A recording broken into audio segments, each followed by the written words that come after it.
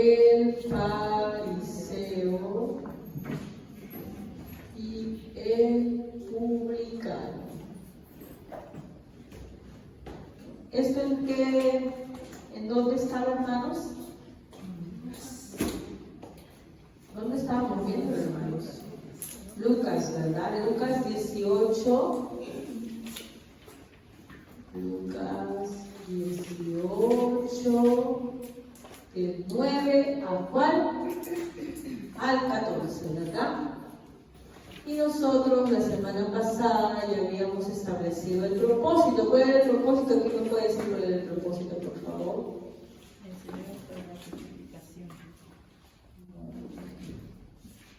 Enseñar sobre la justificación. Enseñar a quiénes. Es largo, ¿no?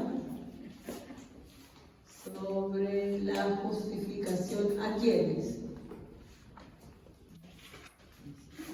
¿Se acuerdan a quiénes? Fariseos, nada más. Muy bien. A los que confían en sí mismos y menosprecian a los demás. Los que confían en sí mismos y menosprecian. Aquí yo puse solamente esta parte, menosprecian a los demás. ¿De dónde se inventó esto, la hermana? No se lo inventó porque lo habíamos visto, ¿no? Que justamente inicia así, ¿no? A uno le confiaban en sí mismo como justos y menospreciaban a nosotros, lo está diciendo a quien va dirigido, ¿verdad? Y al finalizar en el 14 dice, os digo que este es el Dios que se justificaba, es decir, toda la parábola se trataba justamente de la justificación, ¿verdad? Y luego analizamos, ¿qué cosa? Al fariseo, ¿verdad? ¿Y qué vimos del fariseo y su oración? O bueno, porque no era oración en realidad. ¿Qué vimos? Ya, puesto en pie, ¿no? En sí esto no era algo malo, ¿se acuerdan? Porque puede ser en sí el que alguien se ponga en pie a orar, no establece necesariamente que esté mal. Ya, en la posición en la que tú tengas, no establece estar mal o bien en tu oración, porque muchas veces estamos orando, hermanos, en la calle incluso, ¿verdad? Porque todo el tiempo estamos buscando cosas de nuestro Dios, que no está con nuestro Dios, así que a veces caminando, a veces haciendo nuestras cosas, estamos orando, ¿verdad? Eso no quiere decir que dedicamos un tiempo especial a Dios, pero sí podemos orar en cualquier posición. Pero el problema era la intención del corazón, y vemos que Jesús sabe la intención del corazón, y vemos en otros versículos, Él dice, ¿no? Yo sé, ¿no? Las intenciones de su corazón, con qué intención lo están haciendo. Y los fariseos lo hacían ¿para qué? Para ser vistos por todos. Ese era el problema. ¿Qué más vimos de los fariseos?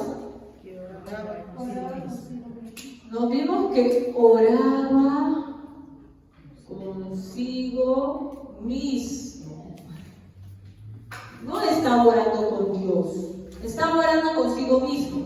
¿Y cómo nos dimos cuenta de eso? ¿Qué características tiene que orar consigo mismo? A ver, ¿qué decía primero?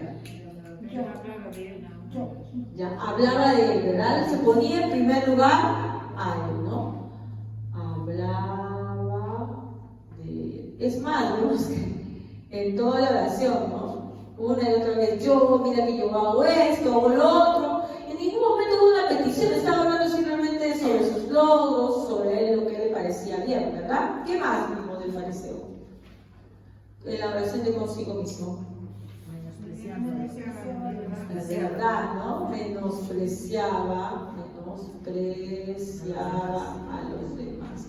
Y vemos cómo, ¿no? Comienza a decir, menos mal que no soy como este publicano que está aquí, ¿verdad? ¿No? Es claro el indicio del que no es consciente de su propio pecado y piensa que siempre hay alguien peor que él, ¿no? Es más, se veía muy superior y pensaba que los demás eran peor que él. Y eso hay que tener mucho cuidado, como decía yo. Si bien es cierto, la parábola en sí era para los publicanos en ese tiempo y para toda persona que se creía justa por sí mismo, hasta el día de hoy podría también repercutir entre nosotros, sin querer tal vez estemos también orando con nosotros mismos, Cuando hablamos solamente nosotros en nuestra oración, no pensamos en los demás, ¿verdad? Y cuando menospreciamos a los demás en nuestro corazón. Esto a veces no es ni siquiera una idea que la cual seamos conscientes, ¿verdad? Porque a veces no nos damos cuenta que estamos juzgando continuamente a nuestro prójimo, hablamos de él mal, ¿no? Y no solamente hablamos de él mal, ¿no? Sino que lejos de ir y tratar de ayudarlo, ¿qué hacemos? ¿No? Nos deleitamos hablando y nos sentimos bien porque otro está perdonando. En algún punto de nuestra mente, en esta mente que tenemos humana, creemos que él es un pecador, ¿no? Por lo tanto, yo estoy mejor. Y a veces hablamos un poquito también sobre que, por ejemplo, en el caso de las prédicas, hermanos, siempre no pensemos en los demás en cuanto a si esta prédica está buena para tal persona, sino pensemos que todo prédica es para nosotros mismos. Eso es de parte de Dios para nosotros mismos. El alimento, cuando uno va a comer, no es que se lo dé todo al otro, tú también comes, ¿verdad? Para poder alimentarte. Entonces el alimento también es para ti mismo. ¿Vimos alguna característica más? Sí, ¿cuál era? Enumeraba sus logros, ¿no? Enumeraba sus logros. Por alguna razón él pensaba que lo que hacía le daba algún mérito. Pero ya sabemos que Dios nos dice que toda obra que nosotros hagamos son como trapo de inmundicia ante Él, ¿verdad? Incluso las buenas obras que Él ha preparado para nosotros y que las hacemos porque Él ha preparado para nosotros son manchadas por nuestra propia pecaminosidad, ¿verdad? Pero Dios, con toda su misericordia, las recibe, a pesar de que nosotros seamos el problema de que las obras sean manchadas. ¿Ya? Entonces, ninguna obra que nosotros hagamos nos sirve como mérito delante de Dios, pero este hombre sí pensaba que era un mérito delante de Dios. ¿Algo más vimos? ¿Hasta ahí nomás? Muy bien, entonces ahora veamos al otro. ¿Quién es el otro? El publicano. El publicano. Y para ver el publicano vamos a ir al versículo 13. ¿Qué nos dice el versículo 13?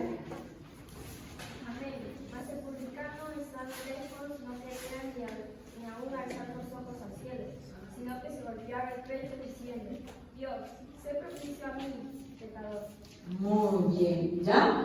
Entonces vemos aquí la oración del publicano es mucho más pequeña, ¿verdad? Es mucho más pequeña y se concentra en simplemente una condición de la cual todos tenemos que ser conscientes en el momento de acercarnos a Dios. Si no somos conscientes de esa condición al momento de acercarnos a Dios, nuestra oración lo más posible es que no pase el techo, como dicen algunos, ¿ya? La primera condición que tenemos que tener en el momento que oramos, obviamente que oramos a Dios, es ¿qué cosa? La convicción de pecado. ¿Ya?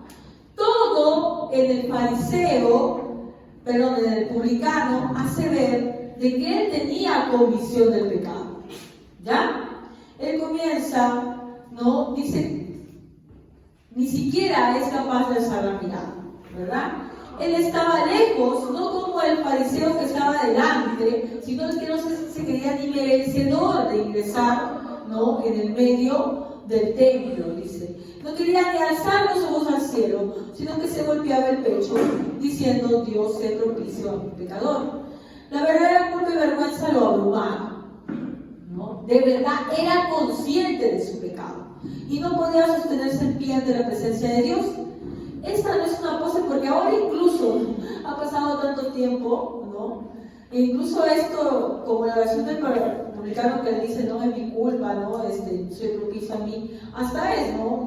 Un tipo de rezo, ¿no? Por mi culpa, por mi gran culpa.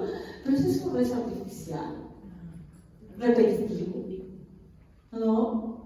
Hay ciertos rituales de ciertas iglesias que repiten ciertos rezos, ¿no? Ciertas palabras que son, como acabo de decir, rituales, nada más. No hay convicción del pecado.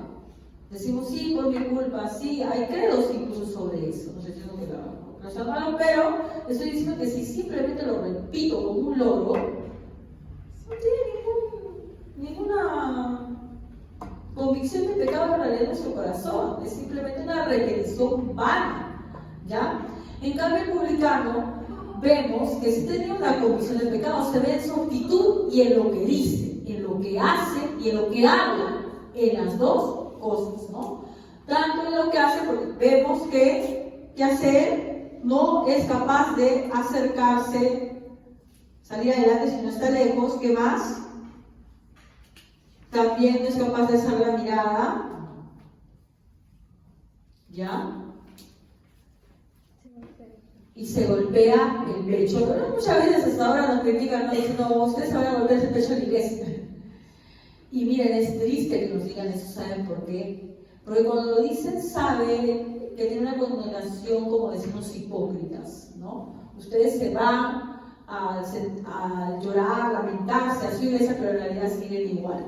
Cuando alguien te dice eso, en realidad te está queriendo decir que eres un hipócrita, que te vas a golpear el pecho en la iglesia, pero que no cambies en nada, ¿no? Pero como vemos aquí, la oración que es aceptada por Jesús es esta, del publicano, tiene esas características, pero a diferencia de lo otro que nos puede criticar, esa es una oración genuina, una convicción del pecado genuina, ¿ya? Vamos a buscar en Salmo 51.3. ¿Qué nos dice Salmo 51.3? Salmo 51.3. Amén. Pues reconozco mis rebeliones, día y noche me persiguen. Ya, ese es el Salmo de David, cuando pegamos con esta vez.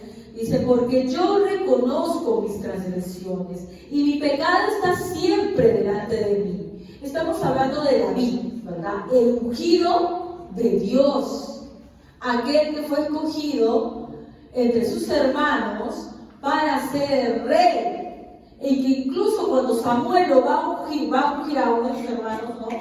Él pensaba que otros hermanos por el porte, ¿no? Por la presencia, Dios le dice, yo no veo lo mismo que tú, yo veo el corazón. Quiere decir que Dios había visto su corazón de David y él era su escogido para ser el rey. Sin embargo, aquí este rey reconoce, ¿no? Porque yo reconozco mis transgresiones y mi pecado está siempre delante de mí. Ahora, si yo digo a ustedes, ¿ustedes reconocen que son pecadores? Amén. Ya, pero ¿saben cuál es el problema? Obviamente, acá nadie sería capaz de decir, no, hermana, disculpe, yo no he pecado. Nunca he pecado. Por lo menos no como el aquí, pues, porque ahí David, ¿qué hizo? Adulteró, mandó matar, no es un pecado. Por ahí hay una mentirilla, mentirota, ¿no? Pero nada más, hermano, ¿no? Ese es el problema, ¿no? Porque sí, podemos decir, ¿no? Ah, sí, somos pecadores, porque la Biblia dice que no puede negar a aquel que es cristiano y que ha escuchado la palabra de Dios, ¿verdad? Reconoce que es pecador. Pero cuando ese reconocimiento es realmente genuino y cuando solamente es de boca para afuera. Claro, obviamente, ¿y quién conoce el corazón? Solamente Dios.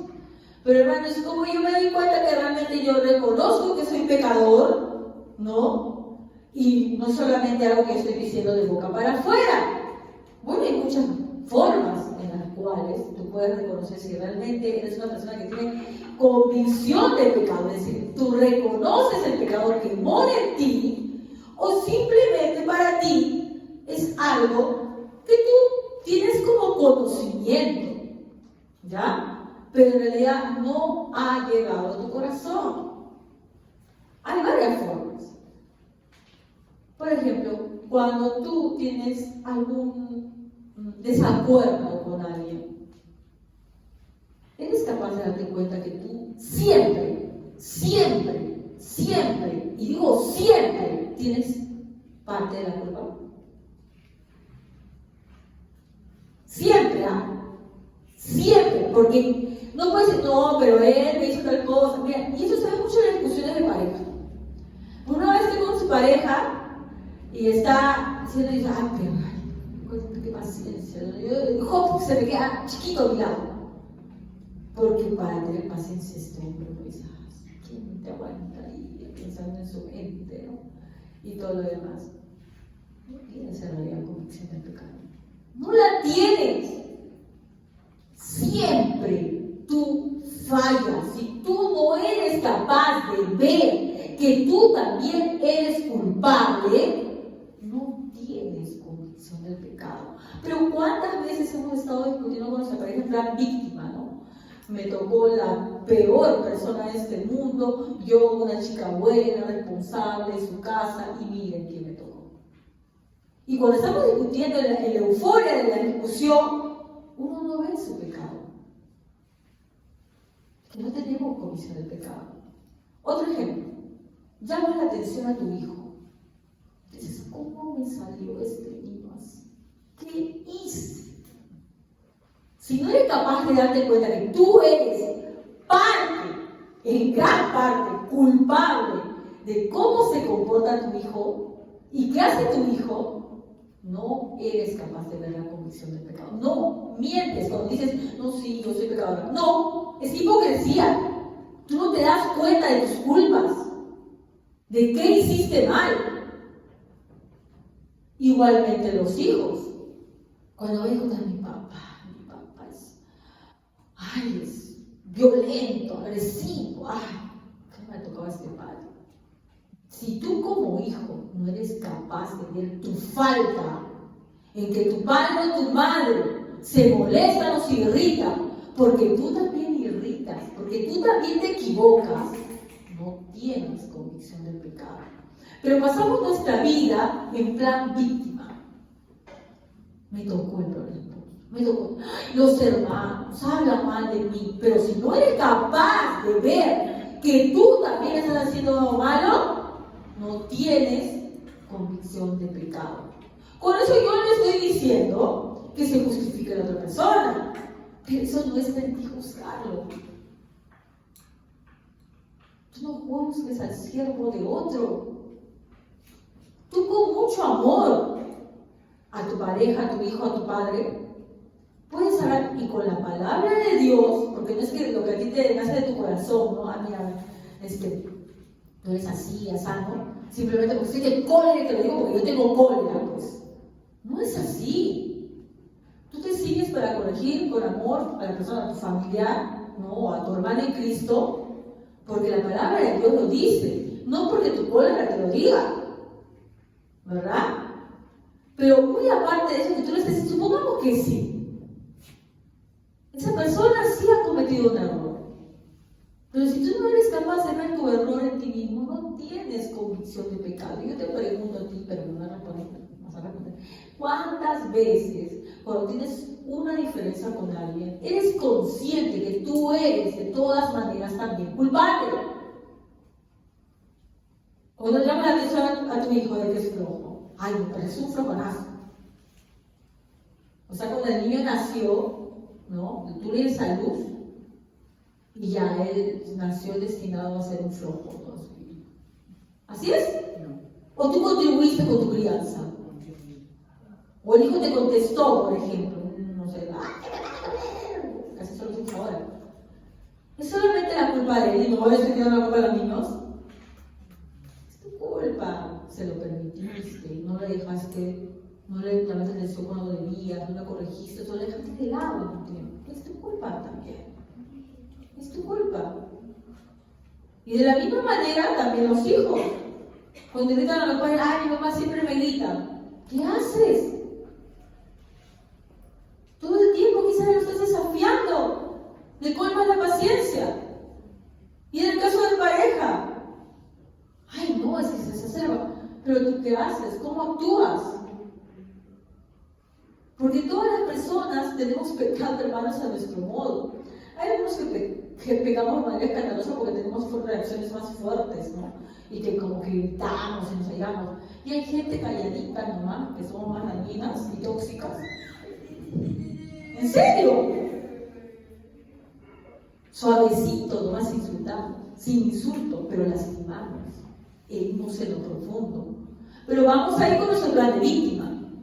Cuando yo hablo de esto, hermanos, hablo de mí misma, ¿no? Porque uno piensa y pasa años de la vida diciendo, ¿no? Pero yo soy tan tranquila, ¿no? Y no te das cuenta que la indiferencia también duele. Que un par de palabras, así no sean insultos, también destruyen Entonces, hay muchas formas de darnos cuenta, hermanos, si tenemos o no realmente convicción de pecado. O, por ejemplo, vienes a la iglesia y dices, ay, no puedo escuchar nada, no sé, no me penetra la palabra de Dios, no he entendido nada y ya me quiero ir. Ahí es hora de que te des cuenta, algo está mal en ti, algo no está bien. La dureza del corazón es una muestra de pecado. La dureza del corazón es muestra del pecado, que tú llegues aquí forzado porque alguien te trae, porque tú no quieres venir. Es dureza del corazón y es pecado. El que te ordene hacer las cosas que tú hagas en la iglesia o pidan y tú no las quieres, no te nace, porque no me nace. Es pecado. Es una condición de pecado. El que no queramos arreglar nuestra situación es muestra de pecado. Entonces, cuando hablamos de la condición de pecado y vemos este Salmo 51, donde David dice, ¿no? De todo corazón, porque yo reconozco mis transgresiones y mi pecado está siempre delante de mí, ¿ya? Si bien es cierto, se desata esto por el pecado que él cometió con Betsabé, ¿verdad? Y que mata a Urias. No quiere decir, no, pero yo no he hecho ese pecado de encinar y adulterar. ¡No! Lee todo el Salmo, dice, en pecado me concibió mi madre. Siempre está el pecado en mi boca. Y no yendo muy lejos, ¿no? Como incluso el mismo Pablo habla del pecado, de la convicción del pecado. Sabemos que a ninguno de nosotros le quedaría ni la suela del zapato a Pablo. Por toda la obra que Dios preparó para él y que él cumplió, ¿verdad? La mayoría de las cartas que tenemos en el Nuevo Testamento, ¿de quién es? Predicador incansable, flagelado, encarcelado, predicaba en todo tiempo y fuera de tiempo, formó varias iglesias, y no solamente las formó, sino que las instruía, porque se van desviando, ¿verdad?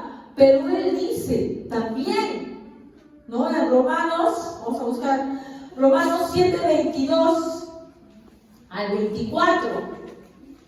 Porque según el hombre interior, me deleito en la ley de Dios, pero veo otra ley en mis miembros que se revela contra la ley de mi mente y que me lleva cautivo a la ley del pecado que está en mis miembros. Miserable de mí, ¿quién me librará de este cuerpo de muerte? Una persona tan preparada en las cosas de Dios, tan activa en las cosas de Dios, se da cuenta de que es un pecador. ¿Saben por qué? Cuando tú más lees la palabra, más te das cuenta de lo pecador que eres. Y ya no es solamente en tu mente que el pecado es el alcoholismo, el adulterio, la fornicación. No, te vas dando cuenta de que todos tus actos, incluso los que tienen intenciones, según tú comenzaron con un propósito bueno, están manchados de pecado. La Biblia, el estudiar, hermana, la Biblia, si realmente le estudia la Biblia, todo aquel que estudia la Biblia con sinceridad tendrá menos concepto de sí mismo. Será más y más humilde. Si la Biblia, cuando estudias más, te vuelve más soberbio, eso no estás estudiando bien. No estás leyendo bien. La Biblia te vuelve más y más humilde porque te hace dar cuenta de que no eres nada. Había una anécdota de un predicador que dice que un día estaba predicando, ¿no? Y pues había hablado duramente la palabra de Dios y una ancianita se le acerca y le dice: pastor, hoy día me han hecho sentir así de pequeñita. Le dijo. Entonces el pastor le dijo: muy grande, más pequeño aún, porque ante Dios, hermanos, tenemos que darnos cuenta de nuestra condición. Entonces, este publicano sí tenía esa convicción de pecado sincera. Realmente, ¿no? En lo que hacía, en lo que decía, estaba siendo sincero de corazón, porque era capaz de saber qué cosa, que el pecado no estaba en el otro. Ese es el problema. Uno de los impedimentos para darnos cuenta de que somos pecadores es que siempre hay alguien a quien culpar. Entonces yo actúo así porque tú me hiciste esto. Y yo que si yo no hice esto porque, bueno, pues no se prestó la situación y siempre hay un pretexto en nuestra boca. Y no nos damos cuenta que la Biblia nos dice claramente que el pecado, ¿de dónde surge? Santiago 4.1, por favor. ¿Qué dice Santiago 4.1?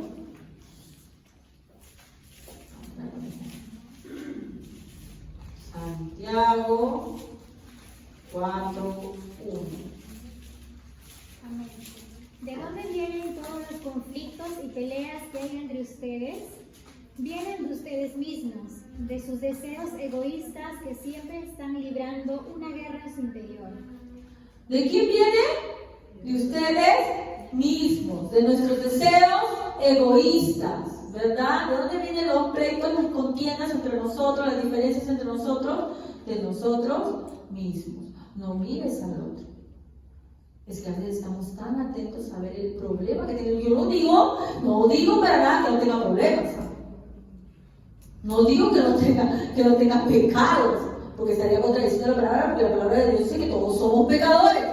Pero deja de concentrarte en el pecado del otro y ve el tuyo. Vamos a Marcos 7:15. ¿Qué nos dice Marcos 7:15?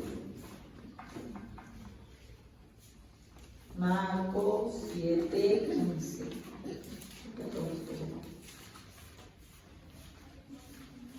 Marcos 7:15. ¿Qué nos dice? Amén. Nada hay fuera del hombre que le pueda contaminar, pero lo que sale de él, esos no se contaminaron. Eso es cuando una vez, ¿no? Los fariseos estaban mirando que si se lavaban o no las manos los discípulos, que estaban cumpliendo o no el objeto de purificación, y dice, no hay nada fuera del hombre que lo contamine, lo que está dentro de él lo contamina. Y no se está refiriendo Jesús por si acaso a las bacterias, a los virus, porque sí hay muchos bacterias y virus que nos pueden contaminar y enfermar. Está hablando él de lo espiritual, ¿verdad? No hay nada que te haga el resto que te pueda contaminar. La contaminación sale de ti mismo. No, es que yo contesté sí porque tú me provocaste. No, es tu pecado que muere en ti. Es que a mí cuando me jala la cuerda, nadie te jala la cuerda, tú te jalas la cuerda solito. Pero siempre estamos pretextando que porque el otro actuó así, o porque el otro reaccionó así, me miró así, contestó así, o dejó de hacer algo que debía hacer, yo entonces me enojé. ¿No? Y dije tal o cual cosa. Pretexto. Porque la palabra de Dios nos dice que el pecado, ¿dónde mora? En ti, en tu corazón. ¿De dónde sale? De ti, mí. No le eches la culpa al otro. ¿Ya? Y bueno, Pablo nos da un ejemplo de cómo reconocer en 1 Timoteo 1:15. 1 Timoteo 1:15 dice: palabra fiel y digna de ser recibida por todos, que Cristo Jesús vino al mundo para salvar a los pecadores, de los cuales yo soy el primero.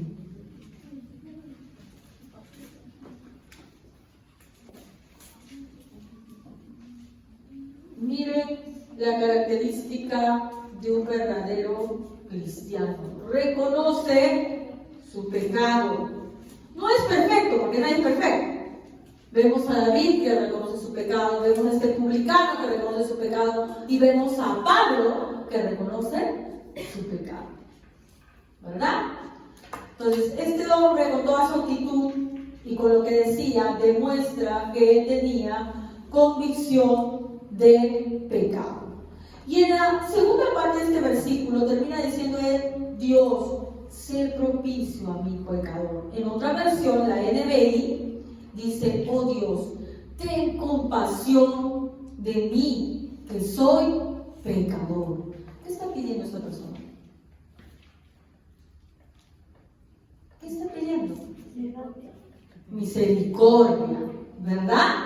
Entonces, no solamente tiene convicción del pecado, sino que él va a pedir misericordia. Pide es una persona que es consciente de que no puede ser salva por sí misma. No está enumerando sus buenas obras como lo hace el fariseo, porque no cree que tenga ninguna buena obra, sino simplemente reconoce su pecado, ¿verdad? Reconoce su pecado y ¿a quién se quiere agarrar? ¿A quién le pide salvación? Al único que la puede dar, ¿verdad? Al único que la puede dar. Es consciente que por él mismo no puede hacer absolutamente nada, así que se abraza a Dios con todas sus fuerzas y que pide misericordia, ¿verdad? Entonces, pide misericordia. ¿Ya? Cuando yo pido misericordia, sé que la misericordia es, yo me merezco la misericordia, ¿verdad? No. ¿Alguien se merece la misericordia? No. La misericordia, ¿qué cosa es? Es un regalo. Esa gracia que nos ha dado Dios es un regalo. Por lo tanto, tú cuando lo pides, eres consciente de que no lo mereces. Lo pides sabiendo de que no lo mereces. Entonces, lo que él está haciendo este publicano es que es consciente de que solo por la gracia es salvo, ¿verdad? Entonces, podemos ver cómo él reconoce, no enumera sus buenas obras porque sabía que no tenía nada digno, así como no hay nada más inútil, hermanos, que tratar de ver obras que podemos hacer ya, bueno, pero si yo vine a la iglesia temprano, entonces, porque es cierto, nosotros tenemos también esta idea en nuestra cabeza de que sí, no, pues hermana, no tengo ninguna buena obra, no hacemos ninguna buena obra, nosotros no merecemos la salvación por las obras, pero siempre nuestro corazón pecaminoso nos quiere inclinar, ¿no? Que si ahora fui a la iglesia, allá. ¿Saben?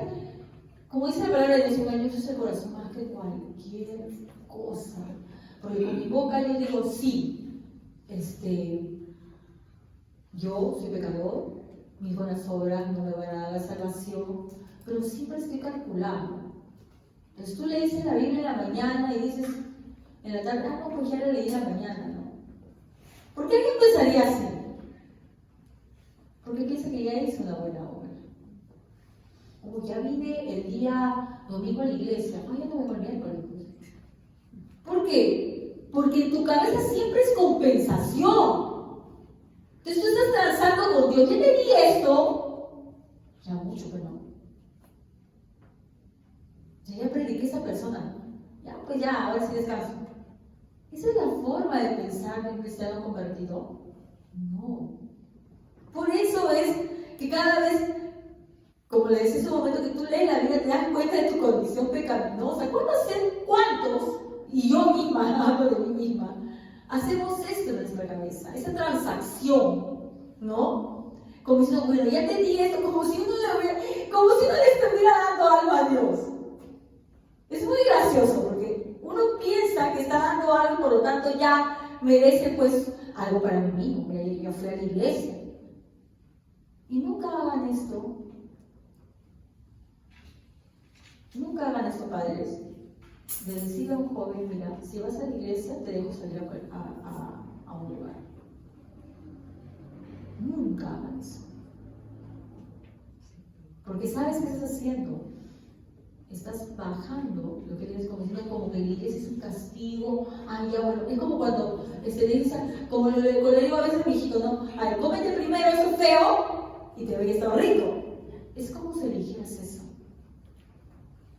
Rebajas lo que es el congregar, lo que es estar con Dios.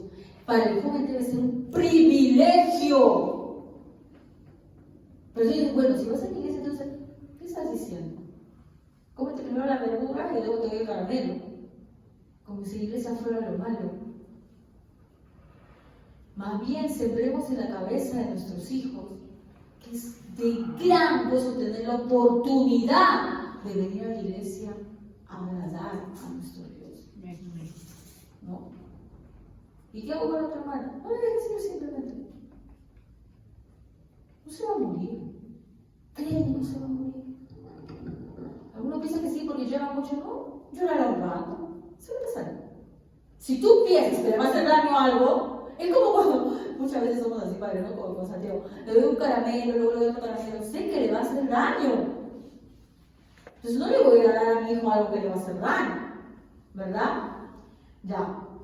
Entonces, volviendo al tema, ¿no? Nosotros, como les decía, sí somos conscientes que la palabra nos dice, teóricamente sabemos, ¿no?, que ninguna de nuestras obras nos da la salvación.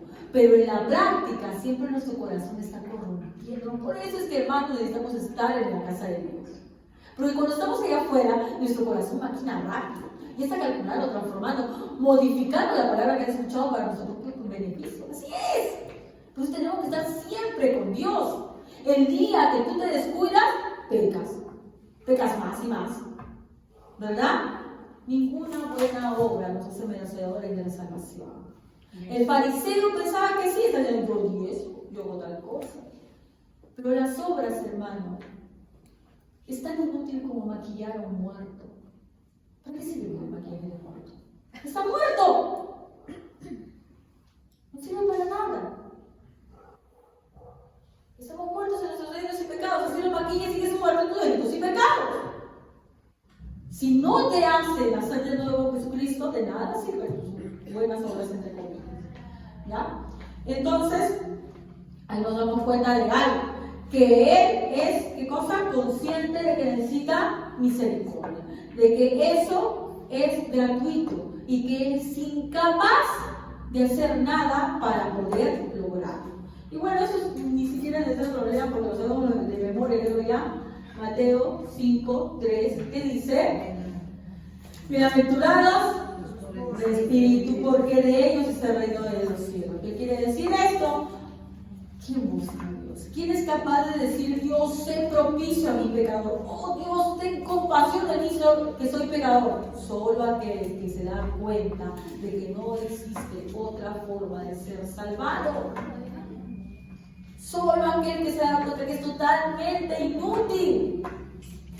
Ese se va doblegado ante Dios a pedir misericordia. Pero aquí vamos a tener un especial cuidado, porque puede ser que también haya un fariseo. Voy a poner para acá, ya cuatro. El fariseo con pie de qué? De publicano. Un fariseo con pie de publicano. ¿Qué es esto? Que existe un error, hermanos, que se está cometiendo y se comete en muchas de las iglesias y también podría estarse cometiendo en nuestra iglesia. ¿Por qué? Como le decía hace un momento, engañoso es el corazón más que cualquier cosa. Eso está donde Jeremías 17:9, ¿verdad? Jeremías 17:9. Entonces, por ahí alguno puede pensar, a ver, entonces, si yo tengo que ser como el publicano, tengo que estar siempre reconociendo que soy un pecador y sentirme miserable porque soy un pecador y llorar mucho porque soy un pecador, ¿no? Y así voy a obtener la salvación. Ay, pero hermana, ¿quién me puede hacer eso? Todas las iglesias. Sino porque pone música tranquila para que conmueva tus sentimientos. ¿Por qué? Porque cuando oras también pones música tranquila. No es forzarse. No es que yo diga, no tengo que sentirme súper mal, porque así dice la Biblia que tengo que sentirme súper mal. Porque eso también es hipocresía. Podemos estar actuando también como fariseos, teniendo una supuesta convicción del pecado. Pero esa convicción del pecado la queremos utilizar también como obra. Como le digo, siempre hay una forma de corromper la palabra. ¿Saben de en qué momento comienza a corromperse la palabra? Apenas llega a nuestros oídos. Apenas llega a nuestros oídos la palabra de Dios, que es pura, eficaz, perfecta, se comienza a corromper. ¿Por qué? Porque está mala palabra, no está bien hecha. Porque nosotros la corrompemos, porque nuestra carne comienza a querer desesperarse y ver cómo puedo hacer para librarme de esto. No puede ser que sea así. Entonces nuestra carne lucha y comienza a deformar la palabra de Dios. Es por eso que siempre tenemos que estar buscando a Dios para estar con Él, para que nuestro discernimiento no se vaya por otro lado. ¿Ya? No solo los católicos caen en esto, ¿no? De decir por mi culpa que es Portugal y nos podemos dar cuenta que no hay sensibilidad ahí, ¿verdad? Sino también la mayor parte del pueblo evangélico, que han llegado a creer que el remordimiento es motivo de salvación. Y hemos dicho varias veces en esta iglesia, ¿el remordimiento salva? El remordimiento no te salva. El sentirte mal porque has pecado no te salva. La enfermedad no te salva. El médico te salva. No que te deleites en que estás enfermo o te sientas mal porque estás enfermo. Eso no te va a salvar. Te salva el médico. De la misma manera, sentirse mal, solo sentirse mal por haber pecado, no te salva. ¿No? Entonces, de nada sirve que yo me sienta muy triste por pecar. Obviamente sí tenemos que sentirnos tristes por pecar, pero eso no te va a salvar. Un sentimiento de pecado no nos da el derecho de ser perdonados por Dios. La cura no está en la enfermedad, sino en el médico. Imagínense que el publicano hubiera orado diciendo: Dios, sé propicio a mí, pues me estoy humillando y reconozco mi pecado. Pero ¿cuántas veces podemos caer en esto? Entonces, no sé, yo no tengo que escuchar porque yo soy bien humilde, porque yo estoy reconociendo mi pecado, porque yo siento que soy muy pecador. Eso no te salva, hermano. ¿Qué te salva? Cristo. Solamente Él te salva. Porque incluso si yo dijera que, no, sí, porque yo reconozco mi pecado, eso ya incluso es una obra. Eso es creer que porque yo me siento mal por mi pecado, porque yo lloro así, porque yo, no sé, me vuelve, yo digo, sí, soy pecador. Por eso Cristo me tiene que salvar. No te tiene por qué salvar por eso. Hay que tener en claro algo. Y aquí viene la parte que no nos gusta mucho, pero igual vamos a leer la primera de Juan 4:19. ¿Qué dice primera de Juan 4:19? Primera de Juan 4:19.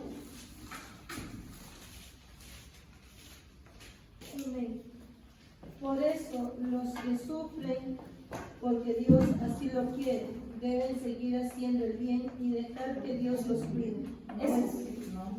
A ver, aquí está por ahí. 4:19. Primera de Juan 4:19. Nosotros amamos porque Él nos amó primero. Ya. ¿Qué tiene que ver eso, hermana? El hecho de que tú te arrepientas, que te sientas mal por tu pecado, que acudas a Él en arrepentimiento como el publicano acude a Él en arrepentimiento, ¿verdad? Sincero. ¿De qué partió? Nosotros amamos porque Él nos amó primero. Cualquiera que comienza a amar a Dios, porque la gran mayoría de las personas del mundo, todas las personas del mundo, viven su vida sin ningún temor ni afecto a Dios, que es su creador. Van de día a día por el mundo, hacen el mal, hacen el bien entre comillas, trabajan, estudian, se enferman, mueren también, pero con ellos Dios no es, ¿verdad? No los afecta, para ellos no existen, y si por ahí dicen que existen, pues no les hace mucho caso porque su vida hace lo que quieren, ¿verdad? Pero ve aquí, hay un grupo de personas diferentes que sí piensan en el día de Dios, ¿verdad? Durante el día ustedes piensan en Dios. Sí. Cuando hacen algo, no que estén, ¿no? Cuando hacen algo ustedes, evalúan si están bien delante de los ojos de Dios, ¿sí o no? Incluso cuando nos pasamos a veces y gritamos o nos ofuscamos, también decimos, ya pequé, ¿verdad? Y luego cuando vamos a la noche o a la hora que tú ores y te sientes mal, porque no te sientes bien por pecar, nadie se siente bien por pecar, solo los que están enfermos no saben lo que están haciendo, ¿verdad? Tienes que saber saber que todo eso, ese amor, afecto que sientes por Dios, no proviene. Tú lo amas porque Él te amó primero. Tú lo amas porque Él te amó primero. Entonces la oración de este publicano, cuando él dice, soy pecador, sé propicio a mí, ten misericordia. ¿Por qué pedirá esto? ¿Porque quiere salvación, hermano? ¿Cómo se siente uno cuando ha decepcionado a alguien que lo ha amado tanto? Porque incluso el arrepentirte para lograr salvación es tan malo. Yo me arrepiento porque quiero ser salvo, por eso, no, porque eso es interés, hermanos. Pero siempre uno dice, no, pues si ¿tú quieres ser salvo, hermano? Sí, pues hermano, si quiero ser salvo. Arrepiéntete. Porque eso es mero interés. Ese es solamente interés. Pues yo quiero la vida eterna, pues soy vivo, yo quiero la vida eterna. No. Pero no depende de nosotros. Dios quiere, ¿no? Entonces, ¿por qué? Entonces, hermana, si yo, mire, el publicano no está orando aquí diciendo, Dios mío, me voy a ir al infierno, por favor, sálvame, me voy a ir al infierno. ¿Así oramos nosotros?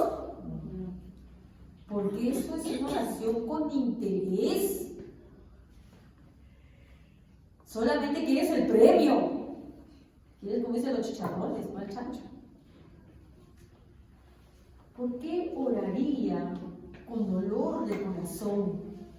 Porque me voy a perder el cielo y me voy a ir al infierno. No, porque he ofendido al que me amó primero. Ustedes todos han sido hijos. ¿Alguna vez han decepcionado a sus padres? Si realmente hemos sentido la vergüenza, ¿no?, que uno tiene cuando ha decepcionado a sus padres, no sabe dónde esconderse, mucho, millonésima veces más grande, cuando uno realmente es cristiano, siente la decepción que ha sido de Dios. Nosotros, que nuestros actos, que cada cosa que hacemos es una decepción. Entonces el publicano no le dice, Dios mío, sálvame del infierno, por favor, soy pecador, pero sálvame del infierno, por favor. No, Dios mío, ten misericordia.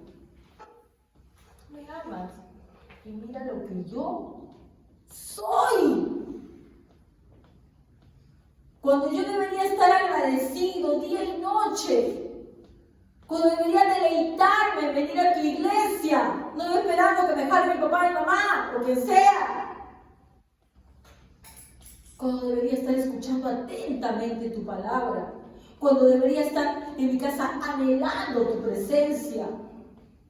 Pero sin embargo, Dios mío, me molesta, me cansa, me aburre.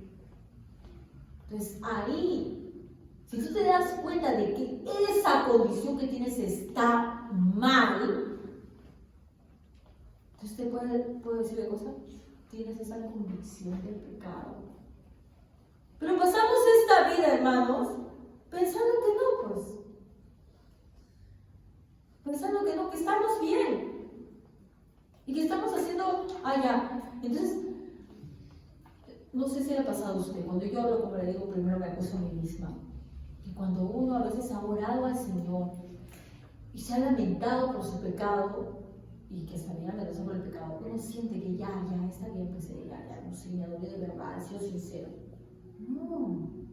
Si tú no lloras por tu pecado, pero no por ti, no porque te vas a ir al infierno, no porque ya te descubrieron.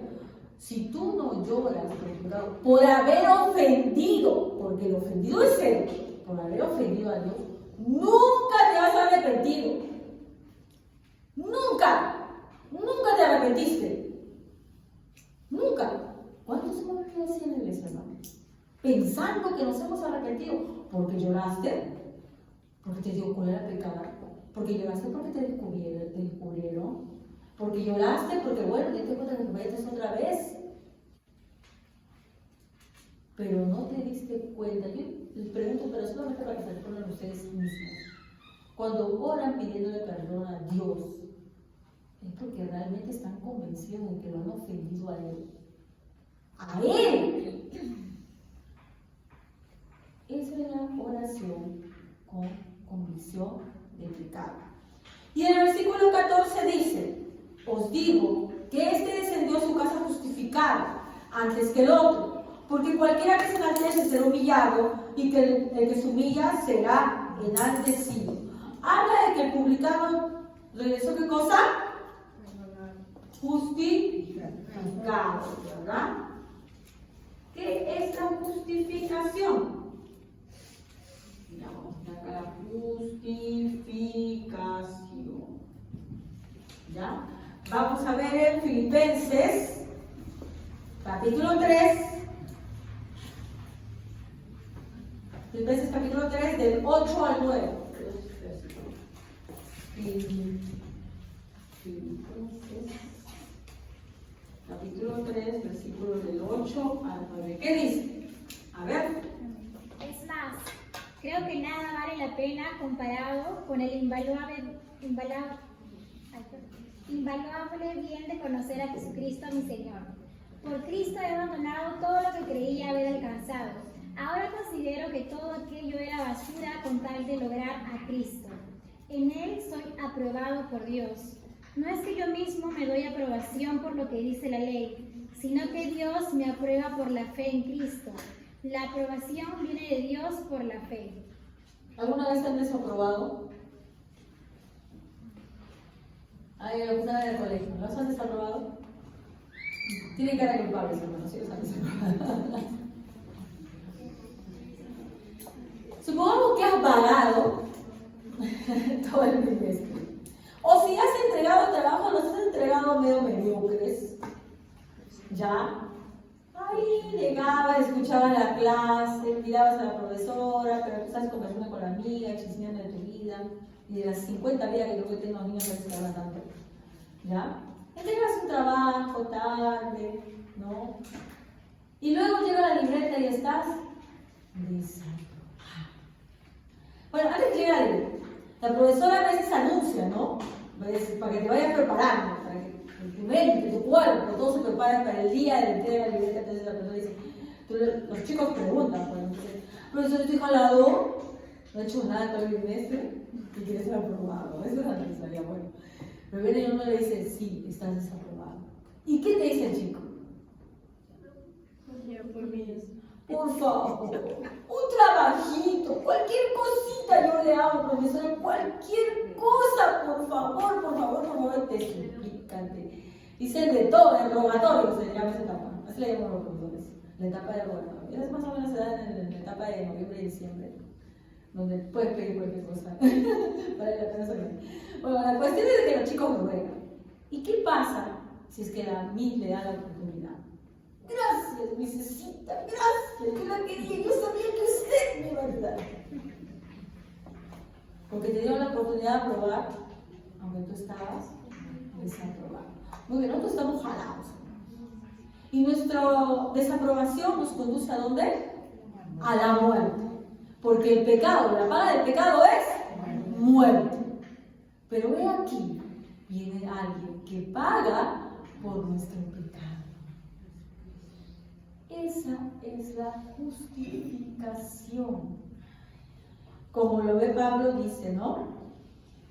En el versículo 9, y ser hallado en él, no teniendo mi propia justicia, que es por la ley, sino la que es por la fe de Cristo, la justicia que es de Dios por la fe. Nosotros fuimos justificados por Cristo. Vino alguien a salvarnos. Entonces, Jesús dice, este descendió justificado. ¿Por qué? ¿Porque es una oración bien bonita? No, porque lloró mucho cuando estaba orando. No, porque se confía totalmente en Dios. reconoció su inutilidad y se confió solamente en el único que puede salvar. Romanos 3, 24 al 26. Romanos 3, 24 al 26. Romanos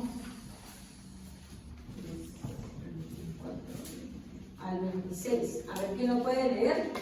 Siendo justificado gratuitamente por su gracia mediante la redención que es en Cristo Jesús, a quien Dios puso como propiciación por medio de la fe en su sangre, para manifestar su justicia a causa de haber pasado por alto en su paciencia los pecados pasados, con la mira de manifestar en este tiempo su justicia, a fin de que sea el justo el que justifica al que es de la fe de Jesús. En este versículo dice, Él es el justo y el que justifica. Sabemos que Dios es justo, ¿verdad? Y si el Dios, ya lo habíamos visto antes, si Dios aplica su justicia, nosotros estamos muertos. Pero para que se pueda cumplir la justicia de Dios, acá nos dice, para que Él sea el justo y el que justifica, Dios aplica su justicia y se la aplica ¿a quién? A Cristo. Para que nosotros seamos justificados. Si no somos conscientes del gran agradecimiento que debemos tener por esto, hermanos, entonces todavía no estamos convertidos. Porque aquel que está convertido está completamente agradecido que a pesar de que merecía la muerte, Dios dio a su Hijo para que seas justificado. Entonces no pisotees la sangre de Cristo. Si Dios dio al justo, al puro, al sin pecado, para que Él sufriera lo que tú merecías como pecador, no pisotees a Cristo. Cuando tú te das cuenta de eso, tu oración al momento de orar es diferente, porque sabes que cada vez que pecas estás pisoteando ese gran sacrificio. Pero si te vale pecar, hermano mío, es que tú todavía no eres consciente de lo que costó tu justificación. No lo eres, por lo tanto no eres convertido. Y si no te importa, bueno, ahí sí estamos bien. Si te importa, entonces ve a los pies de Cristo, ¿no? Y vamos ya terminando, Romanos 5:18. Para los que dicen, pero ¿por qué? Si solamente Adán pecó, todos somos culpables. Si solamente Adán, si yo soy Adán, tengo la culpa de que Adán haya pecado. Vamos a ver Romanos 5:18. ¿Qué nos dice? Amén. Así es, un solo pecado de Adán trae condenación para todos, pero un solo acto de justicia de Cristo trae la relación correcta con Dios y vida nueva para todos. Muy bien. Por el pecado, por la transgresión de uno vino la condenación a todos los hombres. Eso es lo que a algunos les hace rabiar. ¿No? Dicen, no, que cómo va a ser, cómo es posible, que yo no soy Adán, no tengo la culpa, ¿por qué? ¿Por qué pecaron ellos? Yo no tengo la culpa. No, así, si es que tú pensaras eso, también pensarías que por uno solo también viene la salvación. Así como la condenación viene por uno solo, la salvación, la justificación también viene por uno solo, que no eres tú, es otro que padeció por ti, ¿no?